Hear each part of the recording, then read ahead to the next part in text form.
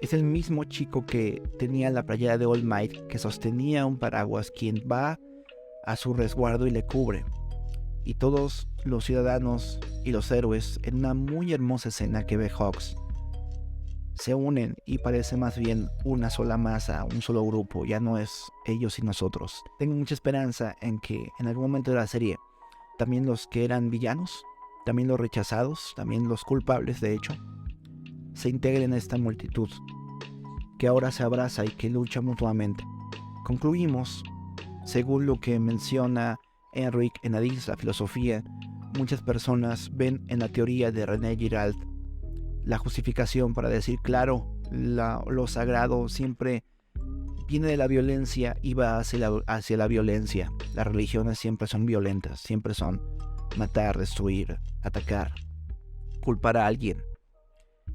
Pero René Giralt no creía que el relato bíblico cristiano fuese un mito violento en el sentido que planteaba su teoría, sino todo lo contrario. Viene siendo la reversión del mito.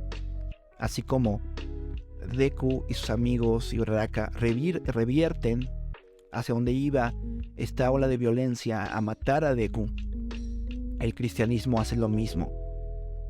Si bien los relatos míticos son la historia explicada desde la versión de los verdugos que ganan, los verdugos violentos, la historia del evangelio, la historia bíblica, es la historia explicada desde la víctima y lo inocente. Como que la Biblia llega, el evangelio llega y rompe con esos mitos, rompe con esa ola violenta. Primero, identificándose con la víctima. No voy a legitimar tu violencia. Caifás o la multitud que querían matar a Jesús, no voy a justificarlos de que su acto es bueno, su acto es malo, es reprobable, pero también es una especie de teatro que se están inventando.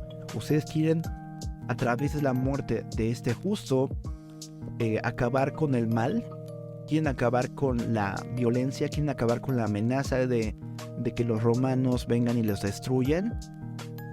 Eso es un montaje, una historia que ustedes están contando a sí mismos y que es falsa.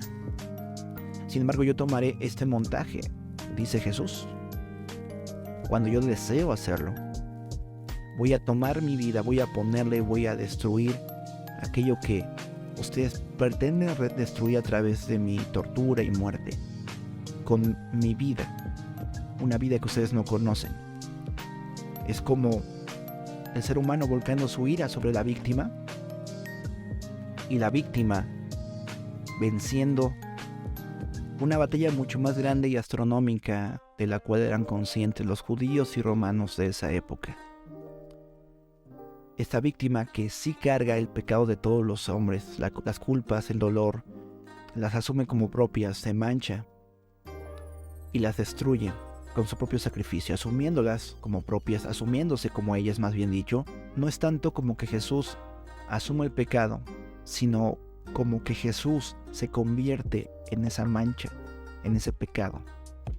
Asume el lugar de ese ente que destruía a aquel que lo tocaba. Lo asume y con su muerte lo destruye y lo consuma. No hubo aquí quien defendiese la causa de Jesús, quien impidiese que se consumara el acto sangriento. Y tampoco hubo quien impidiese que asumiese el castigo y que destruyese el castigo.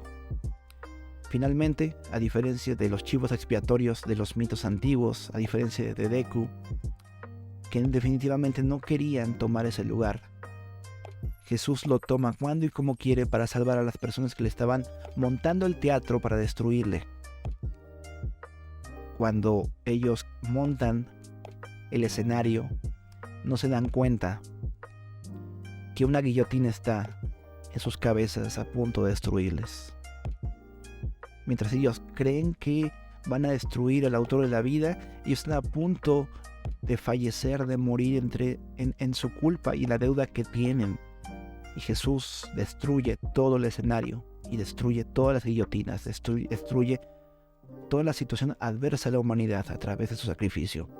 Es pertinente hablar de esto porque estamos en vísperas de la que llamamos la Semana Santa o Semana Mayor, Semana de la Pasión, Muerte y Resurrección de Cristo.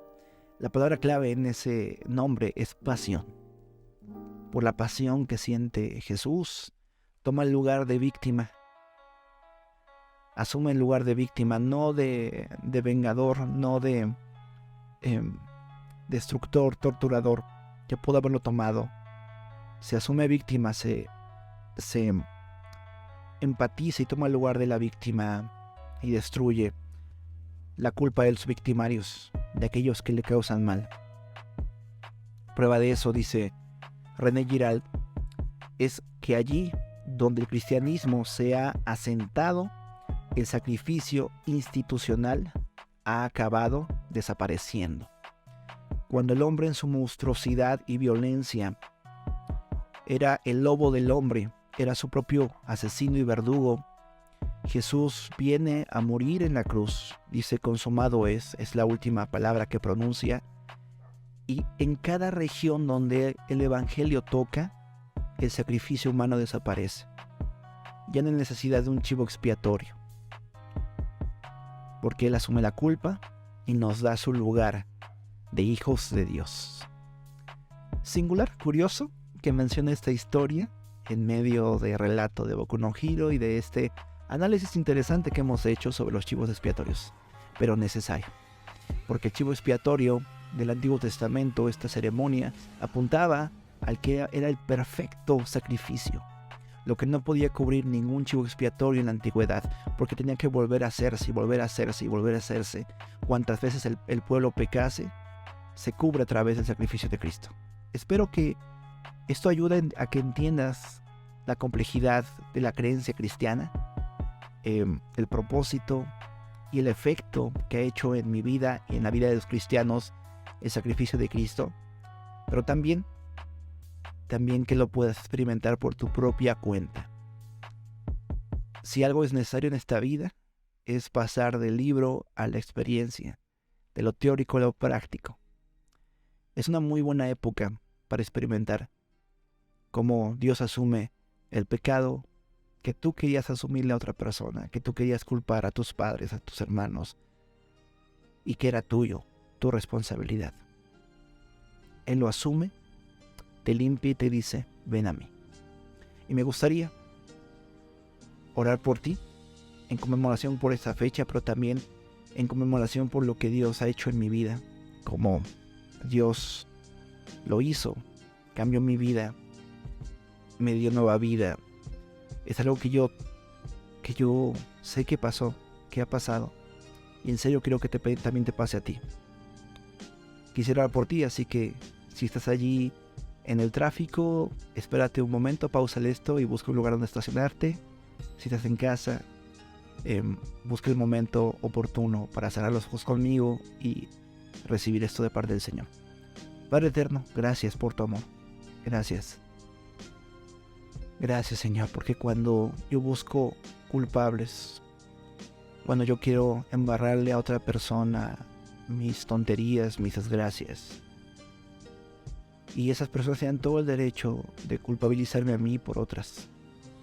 Cuando tú ves las cosas transparentes y tienes todo el derecho de pagarme conforme a lo que yo mismo he hecho, tú asumes la culpa por mí, para que yo no perezca, porque no hay forma en que yo pueda resolver este problema, Señor, y salir librado después de pagar la culpa. No, consume mi carne, consume mi alma por siempre.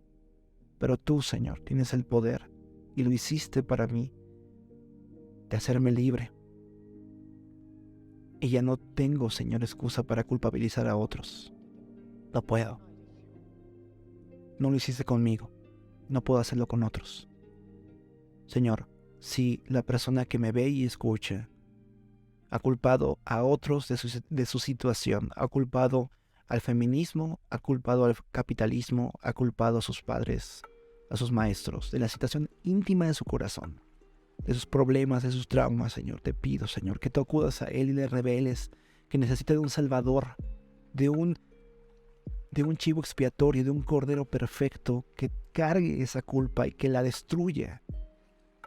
Señor, es una época en la que conmemoramos este hecho grandioso, pero Señor, pon esta fecha en el calendario como lo más importante de la persona que me escuche, porque puede ser el momento en que aceptó el sacrificio expiatorio que viene de ti. Gracias.